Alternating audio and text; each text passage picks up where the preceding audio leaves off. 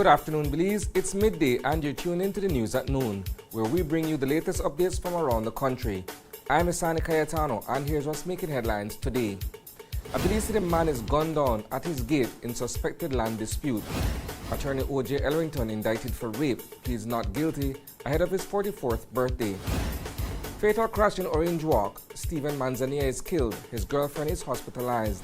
And thousands descend on Belmopan this weekend for the annual Agriculture and Trade Show. These stories are coming up in just 1 minute. I'm Brittany, one of the newest faces around here. My stories are heartfelt and bring a fresh perspective. On the job, there is no challenge too great.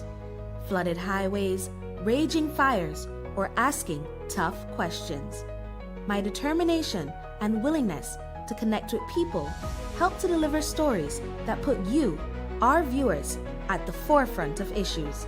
My motto: accurate, timely, and relevant. I am News 5. Welcome back. A Belize City neighborhood was awakened by gunfire early this morning as a shocking act of violence unfolded on York Street. Just after dawn, 59-year-old Egbert Flowers was preparing to leave for work, starting his motorcycle at the front gate of his home when a gunman approached and opened fire at close range. Flowers was struck multiple times to the head and body in what neighbors are calling a horrifying and brazen attack. His partner, jolted by the sound of gunshots, rushed out of her apartment to find him wounded on the ground. The gunman had already fled the scene. Residents described the incident as terrifying, with one neighbor calling Flowers a friendly and generous man. The question now in everyone's mind: why would anyone target Egbert Flowers? While police have yet to issue an official statement, News 5 has received information suggesting a possible motive. In the emotional aftermath, Flowers' partner was reportedly heard screaming in anguish, pointing to a land dispute as the reason behind the deadly shooting. We expect to hear more from the police later this afternoon, and we'll bring you the latest developments as they become available. At precisely 9:06 a.m., prominent attorney at law Urson O.J. Ellerington stood before Justice Nigel Pilgrim, where he was formally indicted for the offense of rape. The courtroom was tense as Ellerington, who turns 44 years old tomorrow, appeared represented by none other than his father, Senior Counsel Hubert Ellerington. Before the arraignment, Justice Pilgrim meticulously outlined Ellerington's rights as a defendant. These included the right to legal representation, the right to apply for bail even though Ellerington remains out on bail granted by the lower court in 2024, and the right to enter a plea. The judge also explained the implications of both guilty and not guilty pleas, including the possibility of a sentencing indication and plea bargaining. Justice Pilgrim emphasized that any guilty plea must be made only if the defendant is indeed guilty. Ellerington entered a plea of not guilty to the charge of rape. The indictment alleges that on January 12, 2024, Ellerington raped a woman in her mid-20s. Justice Pilgrim clarified any statements made during these proceedings cannot be used against the defendant. The court has now ordered that both the defense and the prosecution file their case management conference forms by June 27, 2025, with the CMC scheduled to begin on July 1, 2025. Ellerington's bail has been extended until that date. Representing the Crown in this high-profile case is Director of Public Prosecutions Sherlyn Vidal. We'll continue to follow this story closely and bring you updates as they unfold.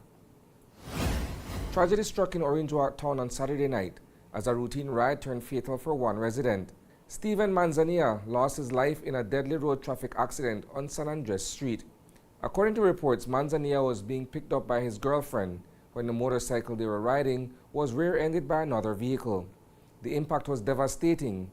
Manzanilla died at the scene, while his girlfriend was rushed to the Northern Regional Hospital, where she remains hospitalized. The community is reeling from the sudden loss, and questions are now being asked about the circumstances surrounding the crash. Police investigations are ongoing. Belmopan was buzzing with energy this weekend as thousands flocked to the 2025 National Agriculture and Trade Show, a beloved annual tradition that once again brought together farmers, families, and innovators from across the country.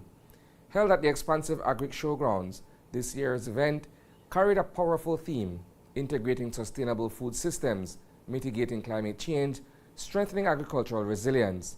And that message was felt throughout, from cutting-edge farming demonstrations and livestock showcases to vibrant cultural performances and family-friendly attractions. But beyond the fun and festivities, there was a growing movement taking root, a push for healthier living. Several local businesses used the platform to promote food and beverage options with no added sugar, aiming to raise awareness about nutrition and wellness. While at the show on Sunday, we stopped by the Market Smoothie Bar, where we spoke with Tanis Abraham, one of the voices behind this initiative. She shared her insights into the importance of offering healthier choices and how Belizeans are responding to the shift. We saw that there was a market for more healthier options because the smoothies or the beverages were just loaded with sugars. So that is our target market is mostly for the health conscious, parents who are health conscious for their children, as well as athletes. So basically it's from young to very old. Would you say that you find people that have diabetes and different non-communicable diseases coming in that are a part of these health conscious people? Oh yes, there are a lot of persons that come by to our different bars. Start that sentence over. I know, right? A lot of the customers that come by, they are actually appreciative of it because they can trust us. We're very transparent with our customers because if you look at our menu, everything is listed. So in case you're sensitive or allergic to anything, or if you want to take something out or custom make a smoothie, that we can do that for you. That's a wrap for the news at noon. But don't worry, there's plenty more coming your way at 6 p.m. We'll dive deeper into these stories and more. In the meantime, visit GreaterBelize.com and follow us on Facebook for real-time updates. And don't miss Open Your Eyes tomorrow morning for fresh takes on today's headlines. Thanks for tuning in, Belize. Stay informed, stay inspired, and have a fantastic afternoon.